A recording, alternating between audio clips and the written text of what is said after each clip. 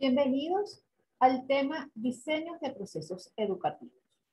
Para iniciar el tema en cuestión necesitamos hacer una breve introducción. Abordar el tema de diseño de procesos educativos en un diplomado de educación popular y pedagogía crítica no es dar una serie de recetas o pasos determinados para alcanzar un aprendizaje en un contexto social. Se trata, por el contrario, de promover un espacio para la reflexión y la problematización de nuestra realidad sociohistórica, permitiéndonos ser coherente con los postulados de la educación popular con miras a un accionar comprometido con lo ético y lo político. Debemos ser conscientes que para que efectivamente tengan carácter significativo, las concepciones del mundo, es decir, dentro del contexto donde nos movemos, las técnicas que abordaremos deben circunscribirse a lo que en la educación popular denomina un sistema metodológico de referencia para una pedagogía alternativa.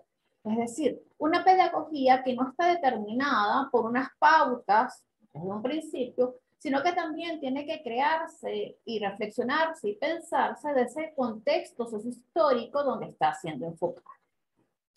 Como ya lo señalamos anteriormente, la educación popular tiene un carácter plural y dinámico, lo que conlleva la necesidad atenta del educador y la educadora popular de comprender ese contexto y el movimiento social con el que está trabajando. De lo contrario, pues simplemente, llanamente, su práctica pedagógica no responderá a los postulados propios del episteme de la educación popular.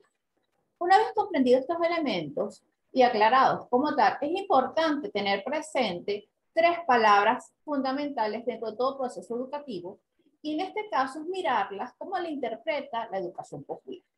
La primera será la instrucción, la cual es asumida como la transmisión de saberes, es decir, alguien transmite algún tipo de información a otros. No es necesario que se cambie conductas, hábitos o actitudes. Simplemente se están transmitiendo cosas que se sabe a quien no sabe. Tengamos presente que en algunos temas y en algunas circunstancias es importantísima la instrucción. Lo que debemos cambiar es que solo sea esto entendido como educación popular, y también debemos cambiar la forma como nos instruimos. Es decir, la educación popular no niega la instrucción, lo que niega es la manera tradicional hegemónica como la concepción empírico-analítica a nivel pedagógico ha asumido la instrucción. ¿Ok? Continuamos entonces con la capacitación. Es la adquisición de habilidades prácticas cuyo proceso sobre todo se fundamenta en el hecho de hacer cosas. Manejar máquinas, comprender situaciones. Por ejemplo, capacitarnos para manejar un machete o para dirigir una reunión comunal. ¿Ok? Otra palabra que va a ser elemental, medular, dentro de la pedagogía de la educación popular, es la noción de formación.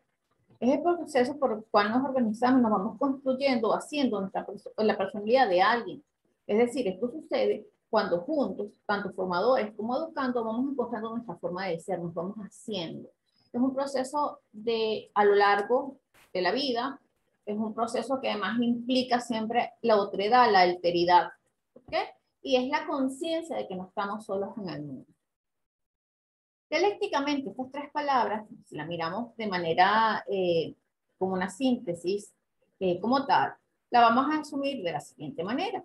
La educación popular es educación porque se refiere a acciones o procesos de instrucción, capacitación y formación, acciones y procesos que generan transmisión y o construcción de conocimiento. Es decir, trabaja la triada de palabras que hemos trabajado, ¿okay? Que hemos venido señalando, pero sin negar sobre todo el proceso formativo. ¿Cuál es el contexto del aprendizaje en la educación popular? La educación popular no puede ni debe descuidar el trabajo de la educación familiar. Es decir, el hogar es el lugar donde se propicia el espacio para la crítica, la discusión, el debate, siempre un ambiente de respeto mutuo y de hospitalidad, donde además de esto se debe respetar la identidad de cada uno de sus miembros. Por lo tanto, el educador popular, la educadora popular debe trabajar, además de su movimiento social, el tema de la educación popular en el hogar. Un educador o educadora popular debe aprender a identificar los principales problemas que vive la comunidad, y esto es fundamental para cualquier accionar pedagógico. Si yo no comprendo cuáles son los principales problemas que afectan a la comunidad con la que estoy trabajando, pues simplemente, llanamente, no voy a lograr el proceso transformativo ni de los sujetos que participan del taller, ni de la problemática en cuanto tal. El educador y la educadora popular fomentan el aprender por sí mismo, a que sus discentes tomen decisiones. Así, es decir, la autonomía es fundamental en el proceso formativo en la educación popular. El poder se suma en el proceso de enseñanza-aprendizaje de manera colectiva, es decir, el poder no va a residir única y exclusivamente en el docente, sino que está de manera equitativa, ¿ok?, distribuido entre todos los integrantes del espacio pedagógico. ¿Cuál es el propósito de la educación popular? Una de las cosas, de las frases acá, que es del grupo Cantera, que fue recogida justamente de una sistematización de experiencia, nos dice lo siguiente: cuando los grupos construyen los conceptos, el aprendizaje cala más en las personas porque son conceptos propios. Esos son unos elementos fundamentales justamente de la educación popular, esa construcción de significados de modo. ¿Okay? Por lo tanto, la educación popular es un enfoque y un proceso de aprendizaje continuo y permanente para el desarrollo a nivel personal y comunitario, en el que se dan procesos de generación y sistematización de saberes de forma participativa, reflexiva y equitativa. Fíjense estos elementos: de forma participativa, reflexiva y equitativa, donde las personas involucradas logran transformar su realidad de manera autogestionada y sostenible en conexión con sus sueños o visión del futuro, creando desarrollo, capacidades, mejoras de estilo de vida, cambios de actitudes y de comportamiento. Es decir, es una transformación entre todas y todos los que participan en ese espacio, ¿ok?, pedagógico. La educación popular y la comunidad de aprendizaje. La comunidad de aprendizaje es un término axial dentro del mundo de la educación popular. Es una palabra común en el discurso que utiliza la pedagogía popular como tal, pero hay que comprender qué significa esta comunidad de aprendizaje. Entonces, la apuesta en educación popular es que todas las personas participantes aprendamos constituyéndonos en una comunidad de aprendizaje. Esta comunidad permite a los participantes evaluarnos a partir de un espacio donde se genere una reflexión fundamentada en lo que Paulo Freire denominaba una pedagogía de la pregunta. Una pedagogía de la pregunta que apuntale más bien a formularnos qué aprendemos, porque si no hemos aprendido con nuestros participantes, tampoco hemos enseñado nada. Y no como acostumbra la pedagogía hegemónica, tanto positivista como pragmática, de cuestionarse qué enseñar. ¿Ok? ¿Quién es el sujeto del aprendizaje? En palabras del maestro Paulo Freire, vamos a citarlo textualmente. Primero, nadie educa a nadie. Segundo, que tampoco nadie se educa solo. Tercero, que los hombres se educan entre sí mediatizados para el mundo. Es decir, todas y todos tenemos algo que aprender y todas y todos tenemos algo que enseñar. Ese es el sujeto de aprendizaje. Todos los individuos que formamos parte de ese espacio, de esa comunidad, de ese movimiento social. ¿Qué aprendemos? Desde la concepción de Freire y de la educación popular, el conocimiento de la realidad no es un acto individual, tampoco se reduce a lo intelectual. Conocer el mundo implica un proceso que es tanto colectivo como práctico. Implica diferentes saberes. Saberes que van, o que pasan más bien, por la conciencia, el sentimiento, el deseo, la voluntad y el cuerpo. Del cuestionamiento de la realidad, y esto genera nuevos valores. Esto es fundamental. Esa problematización de la que habla Paulo Freire, estar constantemente reflexionando y problematizando la realidad en que nos vivimos. El educador o educadora progresista debe estar consciente, por ende, que su papel es generar un espacio para la toma de conciencia de los oprimidos y las oprimidas frente a su situación de explotados y explotadas, y buscar transformar con y entre ellos esa realidad. Hay que tener cuidado con el discurso que utilizamos, porque a veces las palabras no nos damos cuenta que de una u otra manera están haciendo referencia más bien a las concepciones de mundo de las pedagogías hegemónicas, es decir, aquellas que son de orden pragmático o aquellas que son de orden positivista, yendo en contradicción con los postulados propiamente del discurso de la educación popular. No hay palabra inocente, como decía Paulo Freire, ni hay palabra neutral. Todas las palabras tienen como una carga ideológica y, pedagógicamente hablando, tienen a su vez una concepción epistemológica que representan, es decir, una concepción de sociedad, de sujeto, de conocimiento que están implícitas en ella. ¿Cuál es entonces la estructura pedagógica de la educación popular? La educación popular parte del fundamento establecido por Paulo Freire referente a su concepción de pedagogía. Y él la entendía como, cito textualmente a Freire, el espacio pedagógico es un texto, tal cual en cursivas, para ser constantemente leído interpretado, escrito y reescrito en este sentido, cuanto más solidaridad exista entre el educador y educandos en el trato de ese espacio, tanto más posibilidades de aprendizaje democrático se abren para la escuela. En palabras de Bárcena y de Melich, pasamos de ser extraños a cómplices, y esa complejidad pasa justamente por ese texto, esa textura que es el mundo, que está cargado de discurso, ¿okay? De simbología, que implica además de eso una conciencia para ser leído, interpretado, reescrito además. Y eso es justamente la estructura pedagógica de la educación popular. El taller, digamos, ahora qué significa dentro de la educación popular plantearnos un taller de metodología, ¿ok? Como tal. Implica, primero, realizar una integración teórico-práctica en el proceso de aprendizaje. No puede haber separación entre lo teórico y lo práctico. Esto ya lo hemos señalado en otros espacios. Segundo, posibilitar que el ser humano viva el aprendizaje como un ser total y no solamente estimulando lo cognitivo, pues además de conocimientos, aporta experiencias de vida que exigen la relación del intelectual con lo emocional y activo, implica una formación integral del alumno. Si revisamos justamente unas láminas anteriores, hablamos de esas otras palabras, ¿no? De esas otras miradas, otros conceptos que era la conciencia, el deseo, el cuerpo, ¿ok? Todo eso es lo que está entrando aquí en juego. Tercer punto, promover una inteligencia social y una creatividad colectiva. Cuarto, el conocimiento que se quiere en el taller está determinado por un proceso de acción, reflexión, acción. Es de una u otra manera lo que después se ha denominado la investigación-acción. Es partir de una realidad que se está llevando, una acción, que es una praxis, reflexionar sobre ella, vinculando teoría y práctica, y volver, por lo tanto, de nuevo a la acción. Una acción que se ha transformado en ese proceso reflexivo. Hagamos una aproximación a cómo sería una definición del taller en la metodología de la educación popular. ¿Por qué? Porque hay que recordar de dónde deriva la palabra taller. La palabra taller viene, ¿verdad?, acentuada a partir de la época medieval, específicamente, y tenía que ver con el espacio artesanal de creación, de construcción. Esos elementos han sido heredados aún hoy en día dentro del argot etimológico de la palabra. Entonces hay que comprender dentro de la educación popular que otros elementos se les suman. Fíjense que en la definición aparece la palabra dispositivo. Esa concepción es tomada específicamente de Michel Foucault, y Agamben a su vez la trae el mundo de la pedagogía crítica y de la reflexión popular. Un dispositivo es algo justamente que activa, que dispara, que dispone a una acción. ¿Ok?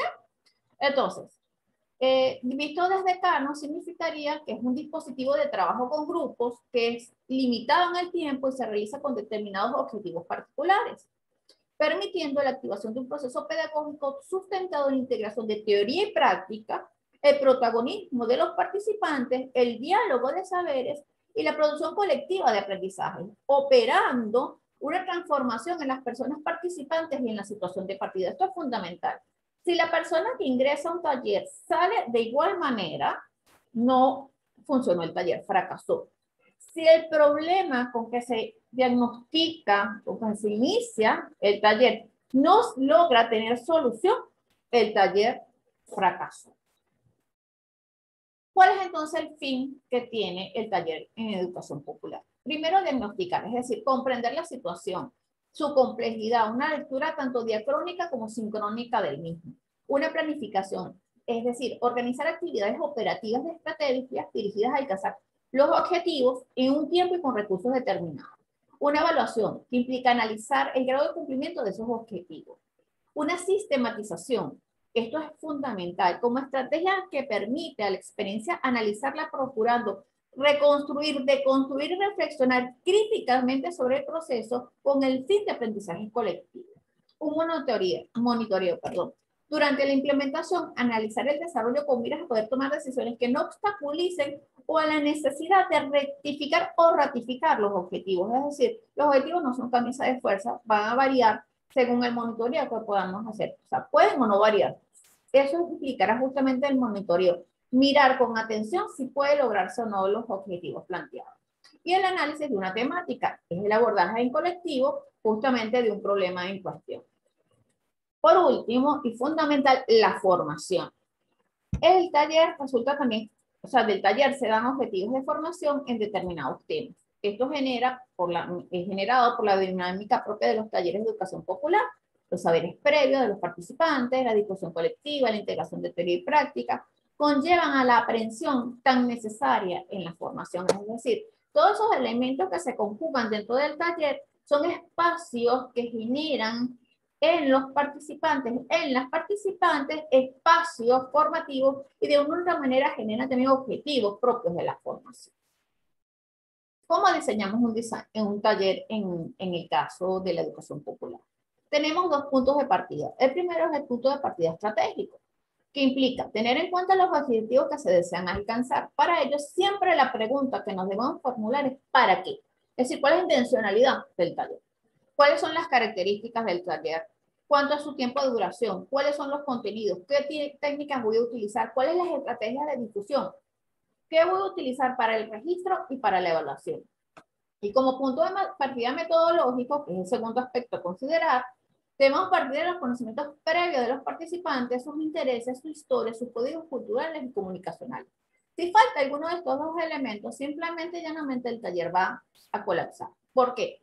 Porque si no tengo claro cuáles son mis objetivos, es decir, desde el punto de vista estratégico, no sé para qué estoy haciendo el taller. Si falta la metodología, no sé cómo hacer el taller. Entonces necesito ambos elementos para que el taller pueda lograrse. ¿Qué debo entonces considerar para elaborar un taller? Los objetivos. Para ello, ¿qué se busca con el taller? Esta es la pregunta fundamental. Los participantes, ¿a quién va dirigido? ¿Qué tipo de personas van a participar? ¿Cuál es la edad? ¿Qué movimiento social pertenecen? ¿Cuál es su nivel de instrucción? ¿Cuál es el género?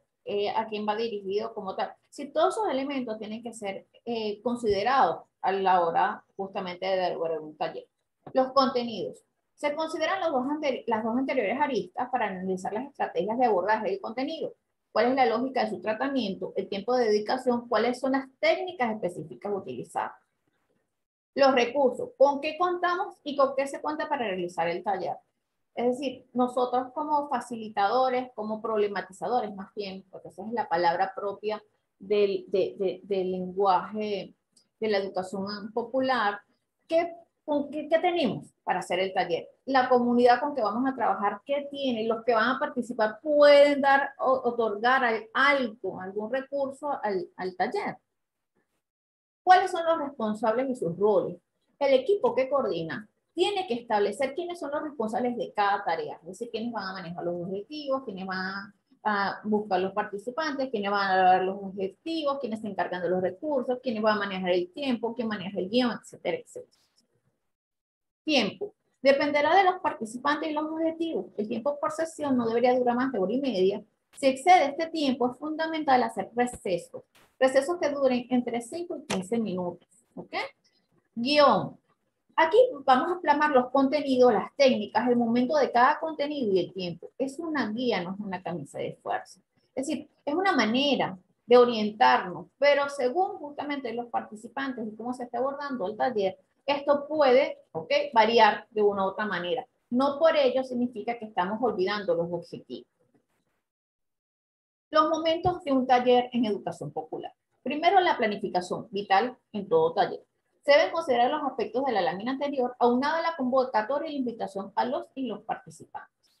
Segundo, desarrollo. Tiene 3 momentos a su vez. Apertura, presentación de los participantes. Es fundamental analizar las perspectivas que están ellos. ¿Cuál es el contrato de trabajo que vamos a establecer y cuál es el encuadre? El contrato de trabajo es fundamental en toda educación popular. Es decir, son los acuerdos que vamos a establecer de las normas, de los criterios, de los valores y los objetivos que debemos alcanzar.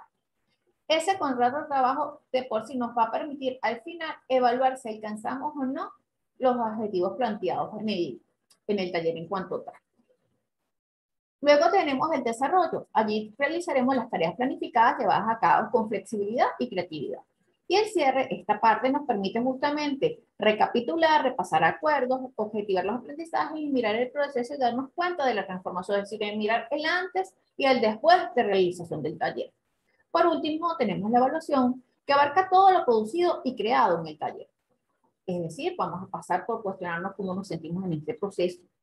Esto va a implicar dos niveles. Uno, que tiene que ver directamente con los participantes y cada uno va a expresar cómo se sintió y qué aprendió. Se aprendió con H porque es la toma de conciencia y la internalización del aprendizaje. Y luego, propiamente del equipo que coordinó el taller, allí van a informar justamente cada uno sobre su rol, que lo logró o no lo logró, sobre la planificación planteada y los objetivos propios. Ya a modo de cierre, para culminar esta temática, los invito primero a que puedan ustedes mirar de manera más profunda justamente lo que son las metodologías de la educación popular. Para ello tienen una cantidad de autoras y de autores que ahorita a continuación voy a mencionar para que ustedes puedan consultar, y también una referencia bibliográfica donde tienen una temática interesante a consultar. Hago la extensión para que puedan leer de manera crítica y reflexiva autores como Carlos Lanz, representante aquí en Venezuela justamente de grandes aportes a la educación popular, a Francisco Gutiérrez y Julio Barreiro, que fueron grandes compañeros y amigos de Paulo Freire en la lucha justamente por una educación popular en nuestra América Latina, y a la pedagoga colombiana, que ha hecho un aporte interesantísimo con respecto a la investigación-acción y a la sistematización de experiencias. Estoy hablando de Lola Sendal. Todos estos autores aparecen también en las referencias bibliográficas. Gracias por su atención. Seguiremos entonces en el proceso reflexivo.